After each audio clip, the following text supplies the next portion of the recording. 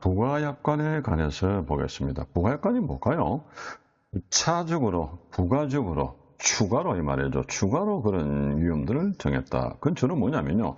대부분의 우리가 이런 조건에서 AR이라든지 ICCA에서는 주로 이런 것들에는 대부분이 만약에 보험이 들어있는데 불구하고 특히나 우리 FPA, WA, ICGBC에는 주로 이런 부분들이 없는 부분이 더 많겠죠.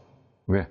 가격이 저렴한 보험료로 보험은 혜택을 받기 위한 겁니다. 그런데 추가로 우리가 굳이 내가 이런 비싼 보험료를 안 하더라도 일부 조항들을 여기다 좀 고려해서 내가 선택을 하게 되는 겁니다. 그걸 부차적으로 부가적으로 추가로 다는 그런 약관이다라고 해서 부가약관이라는 말이 합니다. 그 중에 우리가 처음에 많이 쓰는 것 중에 하나가 TPND라는 이야기는요, 주로 이제 LCL 화물에서 많이 씁니다. LCL 화물이 뭐냐? 도난, 발화, 불착염이죠. 자, 요거를 우리가 또 설명을 한번 드려볼게요.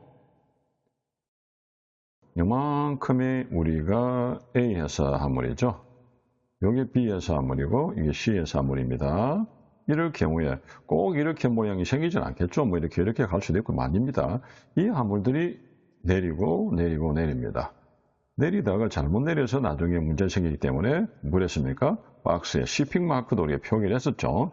그런데 이 화물 자체가, 잘 봐요. 이 화물 자체가 만약에 소량 화물인데 술이라고 생각합시다. 그러면 이 개별적인 술병이 하나 있고 술 케이스가 있고 안에 술병이 들었겠죠. 이렇게. 그죠? 이렇게 들었습니다. 그런데 그러면은 이런 소량 화물이다 보니까 우리가 이게 뭔지라고 알 수 있죠. 그러면 어쨌든 풀 컨테이너는 아예 이걸 뭐라 했습니까? 잠궈버렸으니까 뭘 들었는지도 모르고 들어도 뭐 아주 크게 도둑질 하던 이상 따지를 못하겠죠. 근데 오늘 뭡니까? 그만큼 내가 실고 내리고 하다 보니까 안에서 보이잖아요. 그래서 이런 경우에 만약 술이라고 전제합시다. 그럼 누가요? 물건을 하여간 사람이면 검사하는 세관에서 또는 운송회사가 등등 이런 사람들이 혹시나 흑심을 품으면 어떻게 될까요? 하나 빼먹을 수 있죠. 그럴 때 우리가 보시면은 이 케이스하고 병채로 같이 가는 거는 우리가 말하는 여기 시프트예요. 이게 도난이에요. 필프리지는 뭐냐면요. 케이스는 놔놓고 알맹이만 쏙 빼먹는 거예요. 여기 필프리지. 봐라요. 좀 도둑이라죠. 이런 경우는 케이스 신경 겉으로 나중에 화물이 도착해봐야 열어봐야 알지 모르죠. 이런 것들이 생길 수 있죠. 그리고 또 하나 뭔지까요? 요게 이제 도난 바라고요. 불착은 뭐냐? 요게 요까지가 우리 화물이에요. 근데 요 B 화물에 껴있다 보니까 칸이 요게 A 건지 몰랐어요. 그래서 여기 어디 갑니까? A에 도착 안 하고 B에 가버렸어요. 그러면 어찌 됩니까? 화물이 도착 안 했죠. 이게 불착에 대한 위험입니다. 그래서 주로 이런 LCL 화물일 때는요, 꼭 우리가 제품을 넣어주면 좋은 게 도난 발화 불착염을 꼭 넣어주면 좋다는 이야기를 하는 겁니다. 자, 계속해서 우리가 교재를 보도록 하러 도난 발화 불착염이 LCL 화물이 많이 쓴다는 거. 우담수소는 뭐냐면요. 그 우수라는 건 비가 많이 오는 거죠. 그죠? 그리고 이제 프레시워터는 건 다른 게 아니라 주로 이제 강물이라든지 이렇게 우리나라에 있으면은 이렇게 뭐 중국에 뭐 항아도 있고 장강도 있죠. 이런 강물이라든지 그죠? 또는 뭘까요? 운하가 있죠. 이렇게 그 중에 통해서 가는 그게서 파도를 치니까 범람해서 들어오는 그런 물에서 안에 제품이 데미지 입는 거죠. 뭐 안에 곡물이라든지 아니면은 뭐 어류가 이렇게 젖어서 물이 이렇게 번진다든지 이런 것도 있죠. 그런 것들에 대비하는 겁니다. 자, 타화물과의 접촉입니다라는 이야기는 뭐냐면요. 아무래도 보시는 것처럼 주로 이제 그 컨테이너 안에서도 생기지만은 주로 재래전 화물의 선창에서 선내조죠. 자, 선내에서 청소 불청문으로 인해서 이렇게 뭐 먼지가 있다든지 기름이 있다든지 이런 게 통해서 접촉을 통해서 화물이 위험이 일어나는 겁니다. 그럼 주로 이럴 때는 주로 컨테이너도 주로 있겠지만 주로 재래전 화물에서 많이 쓰겠죠. 기름을. 왜? 그런 선내에서 첨생물 선내라는 것은 왜냐하면은 배가 이렇게 만약 컨테이너 되면 컨테이너 자체가 이렇게 아예 이렇게 따로 이렇게 박스 역할이 되시니까 밑바닥에 뭐 청소가 좀 안 한 데서 크게 오염되지는 않겠죠. 근데 재래전 화물은 창고 안에다가 물건 넣잖아요. 그럼 여 밑에 바닥에 물이 있다든지 뭐 여러 가지 기름이 좀 있다든지 먼지가 쌓이시면 아무래도 거기에 제품에 좀 오염이 되겠죠. 그런 거 말합니다. 그다음 파손입니다. 깨어지는 거죠. 브레이키지가. 특히 이런 것 중에서 우리가 산업용 전기전자 제품 같은 경우는 많이 제외되어 있죠. 왜? 아주 좀 정밀하고 고가의 제품들이다 보니까 이럴 경우는 이런 담보들을 파손임에 대해서 별도로 추가로 담보, 특별 담보를 하셔야 됩니다. 자, 그 다음에 누손, 중송, 중량 부족염이죠. 이런 것도 주로 보시니까 밑에처럼 벌컥하고 옵니다. 어떤 겁니까? 아무래도 우리가 가스류라든지 이런 거 아무래도 오래죠? 운송 과정에 내가 가스가 흐를 수도 있죠. 문제는 이런 것들 때문에 어떤 문제 생길까요? 아까처럼 이 자체 고유의 성질이나 여러 가지 누손 부족을 해서 생기는 그런 또 이런 것도 생기죠. 그런 게 지금 누손이라든지 하물의 수량, 중량이 부족해서 생기는 쪽으로 벌컥하고 과일도 이제 물이 빠지면 좀 줄잖아요. 그죠? 이런 것들이 누손이다. 그죠? 그래서 중량이 부족해지는 쇼테이지가 된다는 거죠. 그 다음에 한섭선염, 손염이라는 게 뭐냐니까 선창이란 컨테이너 내벽에 엉기는 수분이 접촉을 해서 화물에 직접 표기한다. 그럼 이게 이제 조금 쉽게 말하면 이렇게 말씀할 수 있겠네요. 여기에 이렇게 계속 그리지만은요, 세계 지도가 있습니다. 이렇게.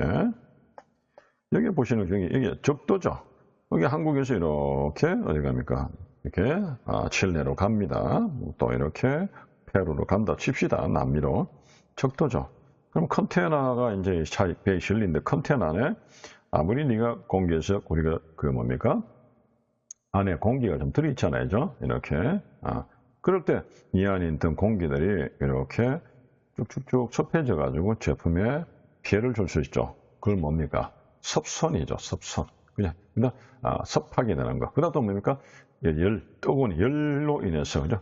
열손열 되겠죠. 그런데 이게 추운 지방으로 이렇게 올라간다 카나다 쪽으로. 그러면 어떻게 됩니까? 이 얼음들 이게 공기 중에 있던 수분이 항상 공기 있죠. 그래서 우리가 여름에는 이 수분이 좀 적고 그죠? 안에 그리고 공기 중에 함유된 이렇게 이 수분들이 많을 때 여름에는 우리가 좀 찜찜하게 굉장히 더움을 느끼잖아요. 그러면 어떻게 될까요? 이 얼어버려서 제품에 부닥쳐서 만약에 이렇게 깨어진다든지 여러 가지 피해를 입겠죠.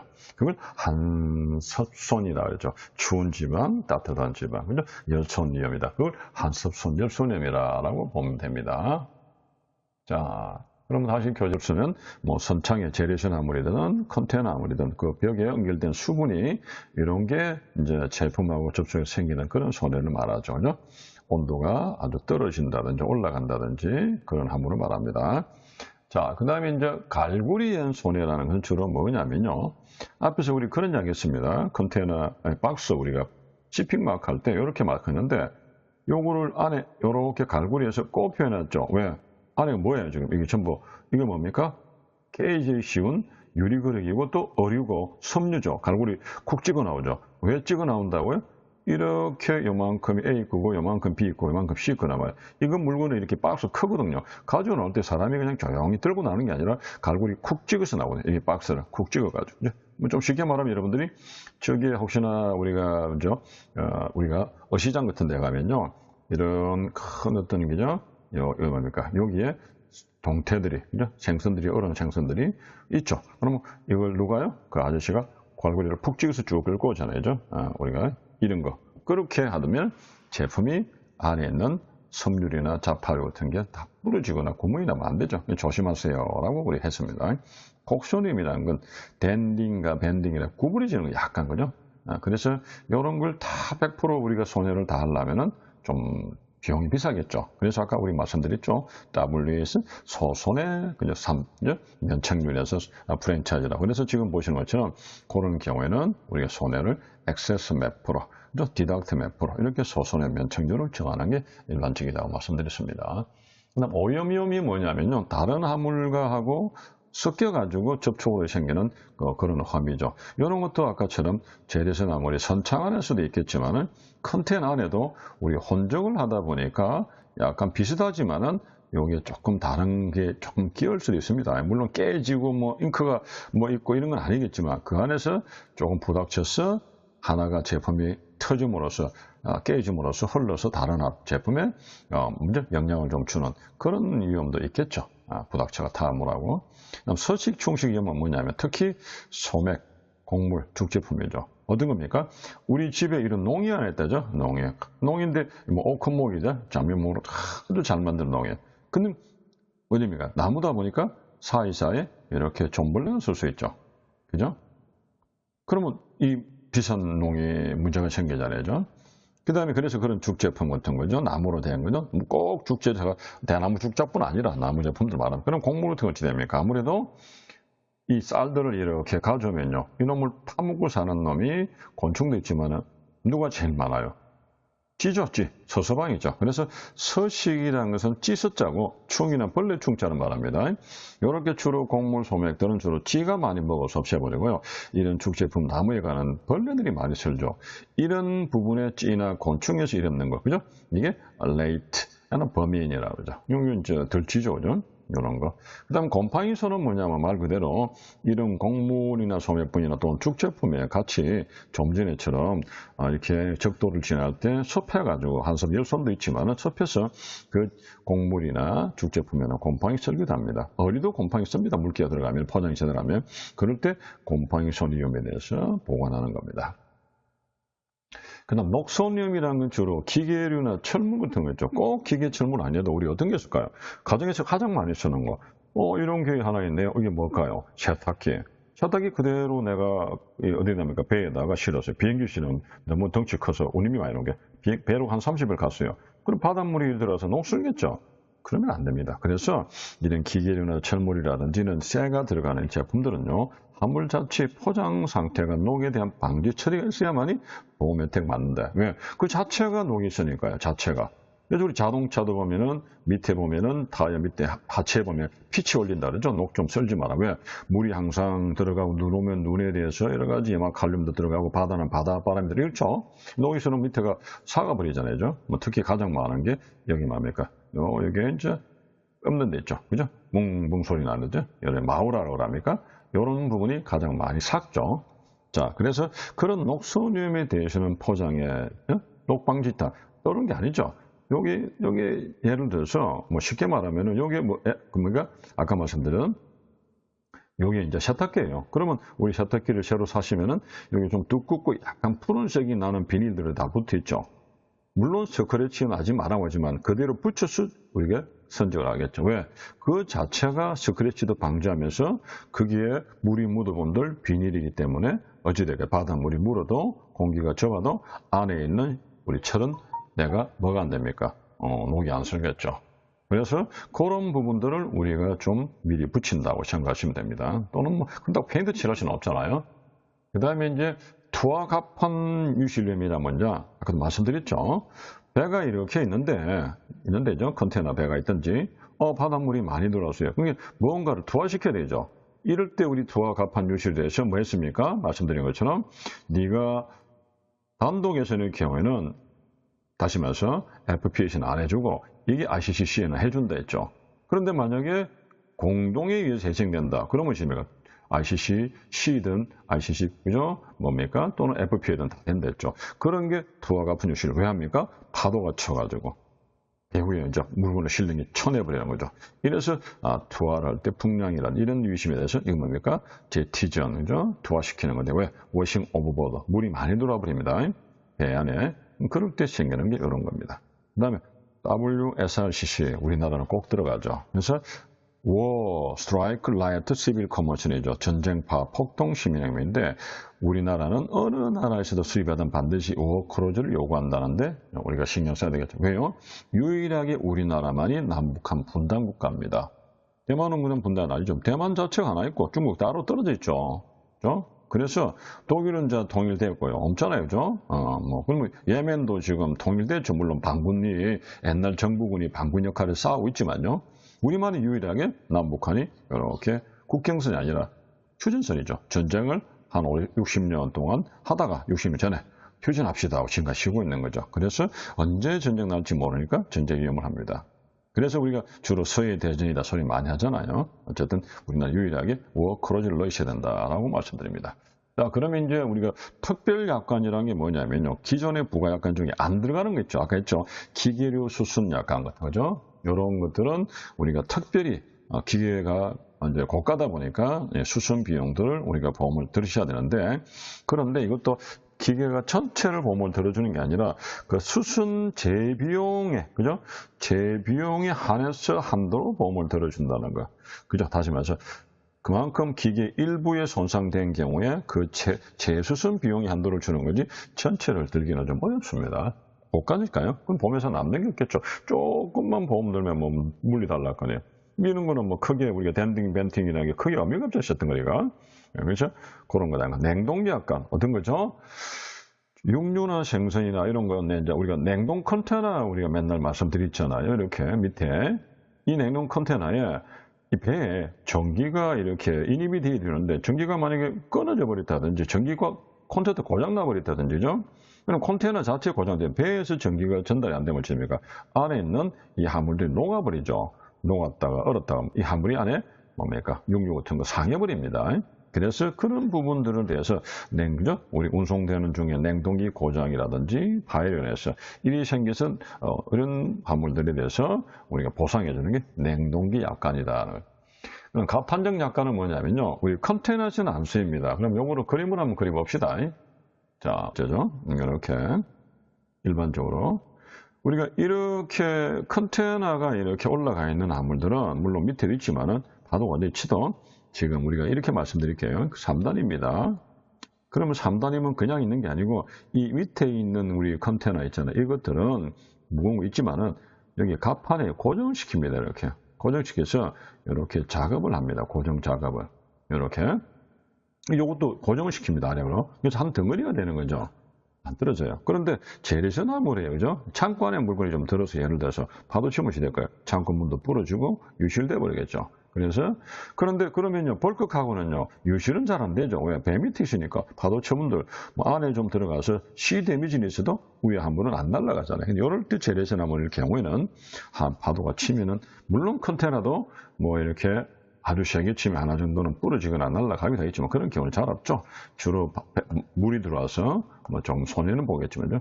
이런 경우에 우리가 투하 갑판 유실이 되면 내가 이렇게 투하시켜서 하는 그런 우리가 뭡니까? 투하 갑판용이 아니고 어떤 겁니까?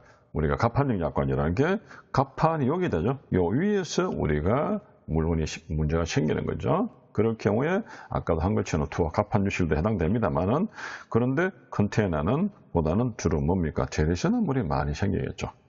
그죠? 그래서 그죠? 우리가 컨테이너선에서는 갑판용 약관이 적용 안 된다라고 하는데 예를 들어서 하나만 더 말씀드릴게요. 이렇게 생겨있죠. 뚜껑은 오픈 탑 컨테이너였죠. 그리고 이렇게 해서 그냥 이렇게 그냥 띄다 붙이다 하는 거, 그죠? 사이드 오픈, 그죠? 다시 말해서 블랙 락 컨테이너와 사이드 오픈 컨테이너 있잖아요. 이런 것들은 위에 놓으면은 화물들이 장착 화물이라든지 이런 거 있죠. 그 다음에 그 뭡니까? 이런 것들은 물이 들어갈 수도 있고 화물이 손실될 수도 있겠죠. 이런 건 예외적으로 생각하셔야 된다라고 말씀드립니다. 자, 그 다음에 우리가 하나 더 말씀드리는데 여기서 한번 봅시다.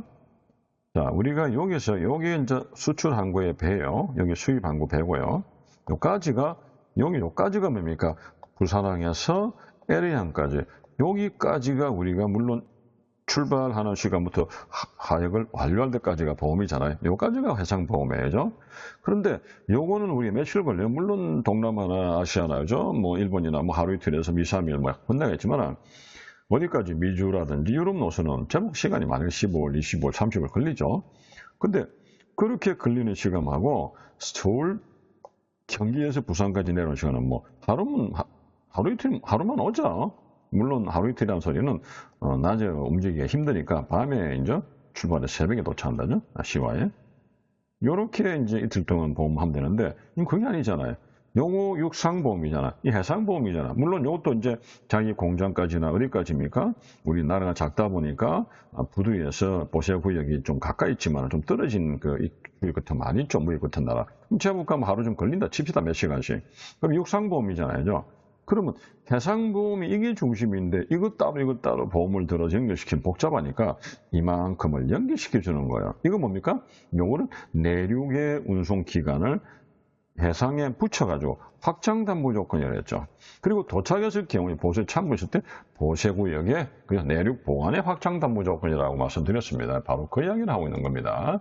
자, 그러면 다시 교재로 갑니다. 내륙 운송에 대한 확장 담보 조건. 그죠? 서울 경기에서 부산까지 내려올 때 부산에서 LA까지 가는 이 해상 운송에 기존에 내륙까지 포함한다는 거고, 내륙 보관이는 뭡니까? 서울 경기에서 부산을 통해서 해상 운송했는데 여기서 수입지까지 갈 때 내륙에 이제 우리가 잠깐 이렇게 보세청 보관하잖아요. 여기까지 우리의 수입은 30일, 수출은 60일까지. 그죠? 이렇게 보관해 주는 게 내륙 보관 확장 담보라고 말씀드렸습니다. 자, 여기까지 하고 잠깐 쉬었다가 계속 진행하겠습니다.